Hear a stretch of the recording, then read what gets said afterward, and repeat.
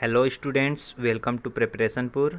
आप सभी का आपके अपने यूट्यूब चैनल प्रिपरेशनपुर में बहुत बहुत स्वागत है। और आज जो हम लोग डिस्कस करने जा रहे हैं करेंट अफेयर के क्वेश्चंस। और आज है 11 जून 11 जून, तो 11 जून से जितने भी रिलेटेड क्वेश्चन बनेंगे करेंट अफेयर के, हम उसको इस वीडियो में डिस्कस करेंगे। और साथ ही साथ उससे रिलेटेड जितने भी क्वेश्चन बनेंगे उसको भी मैं आपको बताऊंगा। ठीक है, तो देखिए, आपको अगर इसकी पीडीएफ चाहिए तो आप डिस्क्रिप्शन में जाकर टेलीग्राम चैनल ज्वाइन करें, वहाँ पर इसकी पीडीएफ आपको मिल जाएगी। ठीक है, तो स्टार्ट करते हैं। फर्स्ट क्वेश्चन दिया है, हाल ही में विश्व प्रत्यानयन दिवस कब मनाया गया? तो विश्व प्रत्यानयन दिवस मनाया गया है 9 जून को। ठीक है, कब मनाया गया? 9 जून को। आंसर हो जाएगा ऑप्शन डी। ठीक है, अब यहाँ पर दिया है प्रत्यानयन दिवस, तो आखिर प्रत्यानयन दिवस जो है वो मनाया क्यों जाता है, तो देखेंगे हम लोग। तो प्रत्यानयन दिवस जो है, विश्व प्रत्यानयन दिवस प्रत्येक वर्ष 9 जून को व्यापार एवं अर्थव्यवस्था में प्रत्यानयन की भूमिका को रेखांकित करने एवं बढ़ावा देने के लिए मनाया जाता है। किसको बढ़ावा देने के लिए? व्यापार को एवं अर्थव्यवस्था में प्रत्यानयन की भूमिका को बढ़ावा देने के लिए। ठीक है, और प्रत्यानयन की जो इस बार की थीम है वो ये लिखी हुई है, खाद्य सुरक्षा में सुधार लाना। प्रत्यानयन दिवस की थीम क्या है? खाद्य सुरक्षा में सुधार लाना। ठीक है, तो आगे बढ़ते हैं नेक्स्ट क्वेश्चन पे हम लोग। नेक्स्ट क्वेश्चन दिया हुआ है, किस बैंक ने समर ट्रीट्स अभियान का शुभारंभ किया? किसका? Summer treats. तो HDFC bank, option A, HDFC bank ने जो है समर ट्रीट्स अभियान का शुभारंभ किया। अब ये जो समर ट्रीट्स वर्ड दिया है, तो ये क्या है समर ट्रीट्स? तो इसके बारे में थोड़ा सा जान लेते हैं। तो जो समर ट्रीट्स है, तो उस ये लॉन्च किया है किसने? HDFC ने। HDFC ने, तो HDFC ने ये समर ट्रीट्स क्यों लॉन्च किया है? तो देखिए, लॉकडाउन के चलते जो है काफ़ी लोगों के लाइफ में जो है चेंजेस आए हैं, हम लोग की जो लाइफ में है काफ़ी चेंजेस आए हैं। तो इसको देखते हुए HDFC ने जो है एक स्कीम जो है जो ये लॉन्च की है, इसमें व्यापारियों, वेतनभोगी कर्मचारियों और स्वरोजगारों से जुड़े ग्राहकों के लिए कई सारे इसने HDFC ने स्ट्रीम जो ये लॉन्च की है स्कीम, इससे इसमें कई सारे ऑफ़र की पेशकश की है। इसको देखते हुए, क्योंकि आदमी को इनकी ज़रूरत पड़ेगी, तो इसमें बहुत सारी स्कीम्स हैं। ठीक है, तो ये है इससे रिलेटेड चीज़। तो आगे बढ़ते हैं हम लोग। अब समर ट्रीट्स अभियान की शुरुआत की है HDFC ने, तो HDFC के बारे में देख लेते हैं। ठीक है, तो देखते हैं HDFC के बारे में। ठीक है,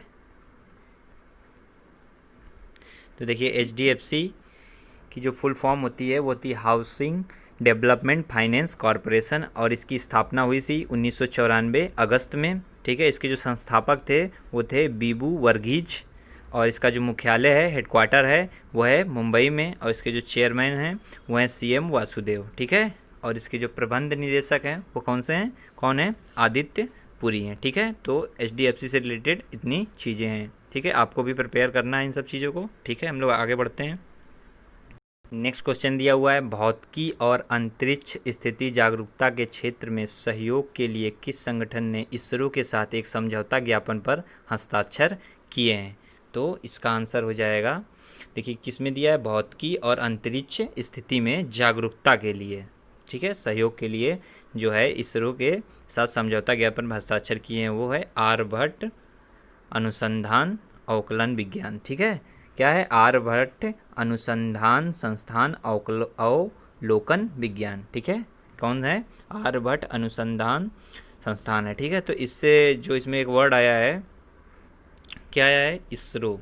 ठीक है, पहले तो ये समझ लेते हैं कि ये इससे ये क्यों किया गया है, ये क्या है? भौतिकी और अंतरिक्ष स्थिति जागरूकता, ये क्या है? ठीक है, इसके बारे में थोड़ा सा जान लेंगे। ठीक है, तो देखते हैं इसके बारे में। तो देखिए, ये जो पहल स्टार्ट की गई है, इस ज्ञापन पर हस्ताक्षर किए गए हैं, तो इसका मोटो ये है कि इससे जो है स्पेस सिचुएशन अवेयरनेस के क्षेत्र में सहयोग से स्पेस ऑर्बिटल पर नज़र रखने और स्पेस मलबे से भारतीय स्पेस की एसेट्स को बचाने के लिए, ठीक है, ऑर्बिटल पर नज़र रखने, भारतीय एसेट्स को बचाने के लिए, और स्पेस के मौसम विश्लेषण और को अध्ययन करने में क्या होगी? मदद मिलेगी इससे। ठीक है, इसलिए जो है किया गया है। ठीक है, आते हैं नेक्स्ट आगे।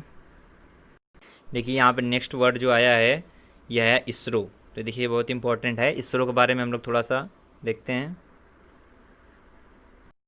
तो इसरो के बारे में हम लोग देखेंगे। इसरो से रिलेटेड जितनी चीज़ें होंगी, जितनी जानकारियाँ होंगी, मैं आपको बताऊँगा, ठीक है। इसरो, तो देखिए इसरो की जो फुल फॉर्म होती है वो होती है इंडियन स्पेस रिसर्च ऑर्गेनाइजेशन, और हिंदी में इसको कहते हैं भारतीय अंतरिक्ष अनुसंधान संगठन, ठीक है। और इसका जो हेडक्वार्टर है वो कहाँ है? बेंगलुरु, कर्नाटक। कर्नाटक के बेंगलुरु में है, ठीक है, हेडक्वार्टर, मुख्यालय इसका। और इसके जो संस्थापक हैं, ठीक है, वो है विक्रम अम्बलाल साराभाई, ठीक है। और इसकी जो स्थापना हुई थी वो हुई थी 1969 में, 15 अगस्त 1969 में। और इसके निदेशक हैं डॉक्टर के सिवान, ठीक है। आगे बढ़ते हैं नेक्स्ट क्वेश्चन पे। नेक्स्ट क्वेश्चन दिया हुआ 3D रोगाणुरोधी फेस शील्ड के बड़े पैमाने पर औद्योगिक विनिर्माण के लिए किस कंपनी ने NIPER गुवाहाटी के साथ एक समझौता ज्ञापन पर हस्ताक्षर किए हैं? तो इसका जो आंसर हो जाएगा वो हो जाएगा option C, Hindustan antibiotic limited, ठीक है। तो देखिए ये जो 3D रोगाणुरोधी फेस शील्ड के बारे में पूछा है यहाँ पर, तो ये 3D रोगाणुरोधी फेस शील्ड है क्या? तो देखिए ये 3D प्रिंटेड जो है, 3D printed anti microbial face shield है। क्या है? 3D printed anti microbial face shield है, ठीक है। इसका उपयोग जो है वो कोरोना वायरस के घातक प्रसार को नियंत्रित करने के लिए किया जाएगा, ठीक है। तो आगे इसमें देखते हैं हम लोग। देखिए इसमें दिया है जो किसके साथ समझौता किया है? NIPR के साथ, NIPER के साथ, ठीक है। तो NIPER के साथ किया है, तो NIPR का हम लोग फुल फॉर्म देख लेंगे क्या होता है। तो NIPER की फुल फॉर्म जो होती है national institute of paramedical education and research होता है, क्या होता है, ठीक है। और हिंदी में इसको कहते हैं राष्ट्रीय औषधि शिक्षा एवं अनुसंधान संस्थान, ठीक है। तो आगे बढ़ते हैं हम लोग नेक्स्ट क्वेश्चन दिया हुआ है UVC आधारित बहुउद्देश्य कीटाणु शोधन कैबिनेट के विकास के लिए मेकिन्स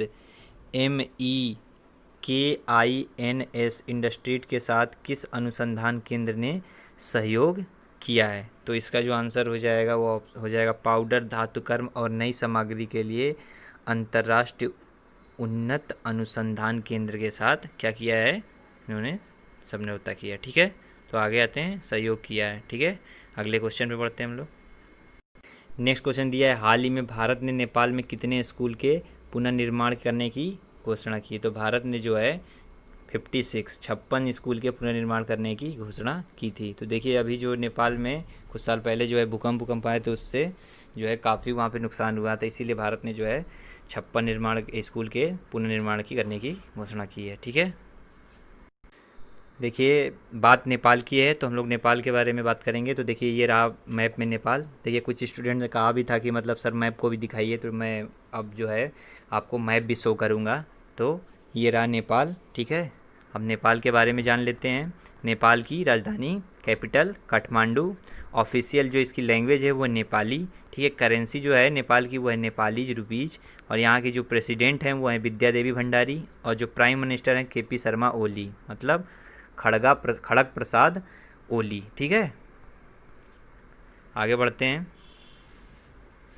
देखिए नेक्स्ट क्वेश्चन दिया हुआ है किस संगठन ने एंटी कैंसर दवा IIM 290 विकसित की है? तो इसका जो आंसर हो जाएगा वो हो जाएगा ऑप्शन सी, भारतीय एकीकृत चिकित्सा संस्थान ने जो है IIM 290 दवा विकसित की है। और इस दवा का जो उपयोग है अग्नाशय के कैंसर में किया जाएगा। किस में किया जाएगा? अग्नाशय के कैंसर के लिए दवा जो है काफ़ी उपयोगी है, उसमें इसका प्रयोग किया जाएगा, ठीक है। अब यहाँ पर जो है एक वर्ड आया है क्या? IIM आया है, ठीक है। तो इसका जो फुल फॉर्म हो जाएगा वो हो जाए Indian institute of integrative medicine, ठीक है। आते हैं नेक्स्ट क्वेश्चन पे हम लोग। नेक्स्ट क्वेश्चन दिया हुआ है FSSAI के खाद्य सुरक्षा सूचकांक में किस राज्य को प्रथम स्थान दिया गया है? तो जो है गुजरात को फर्स्ट स्थान दिया गया। तो इसका जो आंसर हो जाएगा वो क्या हो जाएगा? गुजरात हो जाएगा, ठीक है।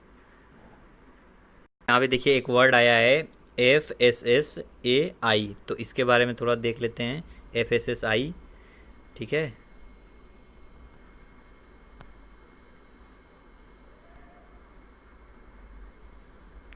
तो देखिए इसकी जो फुल फॉर्म होती है वो होती है food safety and standard authority of India. ठीक है, हिंदी में इसको कहते हैं भारतीय खाद्य सुरक्षा एवं मानक प्राधिकरण। ठीक है, यहाँ पर सुरक्षा है, भारतीय खाद्य सुरक्षा एवं मानक प्राधिकरण, food safety and standard authority of India. ठीक है, इसके जो चेयरपर्सन है वो आशीष बहुगुणा है और जो हेड क्वार्टर है इसका न्यू दिल्ली में है। इसकी स्थापना 2011 में हुई थी। ये जो है खाद्य सुरक्षा गुणवत्ता को चेक करता है। क्या करता है? खाद्य जो होता है, जो भी सामग्री खाद्य से रिलेटेड बनती हैं उनकी क्वालिटी को चेक करता है। कौन?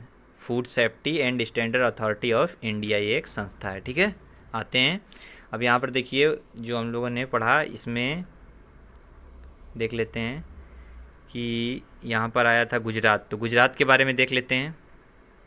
ये रहा मैप में गुजरात। ठीक है, ये रहा मैप में गुजरात। तो गुजरात से चीज़ें देखते हैं रिलेटेड।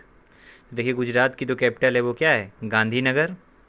और जो गुजरात की स्थापना हुई थी वो 1 मई 1960 को हुई थी। इसलिए जो है 1 मई को गुजरात दिवस और साथ ही साथ 1 मई को जो है महाराष्ट्र दिवस और 1 मई को मजदूर दिवस भी मनाया जाता है। तो 3 चीज़ें आपको याद रखनी है 1 मई से, गुजरात दिवस, महाराष्ट्र दिवस, क्योंकि जो है महाराष्ट्र की मुंबई की भी स्थापना 1 मई को हुई थी और इस दिन मजदूर दिवस भी मनाया जाता है। गुजरात के जो चीफ मिनिस्टर हैं वो हैं विजय रूपानी और वहाँ के जो गवर्नर हैं वो हैं आचार्य देवव्रत और यहाँ की जो लैंग्वेज है वो है गुजराती। ठीक है, यहाँ जो सॉन्ग गाया जाता है वो जय जय गारवी गुजरात। ठीक है, और यहाँ पर ही है एशियाटिक लायन। ठीक है, इतना ही रखेंगे, आगे देखते हैं। नेक्स्ट क्वेश्चन दिया हुआ है, हाल ही में BS6 वाहनों पर किस रंग का स्टिकर लगाना अनिवार्य किया गया है? तो हाल ही में BS6 वाहनों पर हरा रंग का स्टिकर लगाना अनिवार्य कर दिया गया है। ठीक है, जो BS6 व्हीकल होते थे, BS6 व्हीकल्स, उसमें हरा रंग का जो है स्टिकर लगाना अनिवार्य कर दिया गया है। ठीक है, आते हैं नेक्स्ट क्वेश्चन पे हम लोग। नेक्स्ट क्वेश्चन दिया है, हाल ही में किसे नासा डिस्टिंग्विश्ड सर्विस मेडल से सम्मानित किया गया है? तो अभी रंजीत कुमार को जो है इस मेडल से सम्मानित किया गया है। ठीक है, अब यहाँ पे एक वर्ड आया है नासा, तो नासा से रिलेटेड जितने भी क्वेश्चन बनेंगे हम लोग डिस्कस करते हैं। तो हम लोग बात करते हैं नासा की। ठीक है, तो नासा की फुल फॉर्म क्या होती है? National aeronautics and space administration. ठीक है, इसका हेडक्वार्टर कहाँ पे? वाशिंगटन DC में। ठीक है, और इसकी जो स्थापना हुई थी वो 1 अक्टूबर 1958 में हुई थी और इसके जो फाउंडर थे वो ड्वाइट डेविड आइजनहावर थे। क्या थे? Dwight David Eisenhower. और इसके जो एडमिनिस्ट्रेटर हैं जो वो है जिम ब्रिंडेस्टाइन। ठीक है, और इसका जो मोटो है, अक्सर एग्जाम में पूछ लेता है कि नासा का मोटो क्या है, तो ये भी आपको याद रखना है। मोटो है for the benefit of all. क्या है? For the benefit of all. ठीक है, नासा के लिए इतनी उससे रिलेटेड क्वेश्चन है। ठीक है, तो आगे बढ़ते हैं नेक्स्ट क्वेश्चन पे।